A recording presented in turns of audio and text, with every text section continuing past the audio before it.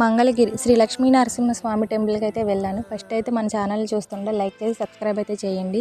ఇక్కడికి వెళ్ళటం నేను కూడా మొదటిసారి, అది కూడా నా బర్త్డే రోజు. ఆయన బ్లెస్సింగ్స్తో స్టార్ట్ అవ్వడం అయితే నాకు చాలా అంటే చాలా ఆనందంగా అనిపించింది. దీని అంతటికి కారణం నా ఫ్రెండ్ మౌనికని. తన వల్ల నేను ఇక్కడికి వెళ్ళగలిగాను. తను ఇదొకటే కాదు, చాలా సర్ప్రైజెస్ అయితే చేసింది ఆ రోజు అంతా కూడా. నేను నా స్పెషల్ డేని ఇంకా స్పెషల్ చేసింది తనే. ఇక్కడికే కాదు, నేను మంగళగిరిలో ఉన్న శ్రీ లక్ష్మీ నరసింహస్వామి టెంపుల్కి, రాజ్యలక్ష్మి అమ్మవారి టెంపుల్కి, పక్కనే ఉన్న శివాలయానికి, తర్వాత శ్రీ కనకదుర్గ అమ్మవారి టెంపుల్కి కూడా వెళ్ళటం అయితే జరిగింది. ఇవన్నీ కూడా మా ఫ్రెండ్ వాళ్ళనే, తనే దగ్గరుండి నాకు అన్నీ చూపించింది.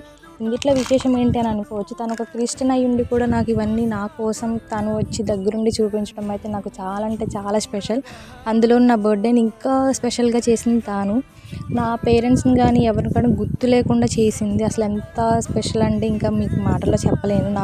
ఆ రోజు నా మొహం ఎంతలా వెలిగిపోతుందంటే 1000 బల్బ్ లాగా అనమాట. ఇంకా చెప్పాల్సింది. దర్శనంలో అయితే చాలా బాగా అయితే జరిగింది. ఇంకా కమింగ్ వీడియోస్లో నేను అన్ని పోస్ట్ చేస్తాను.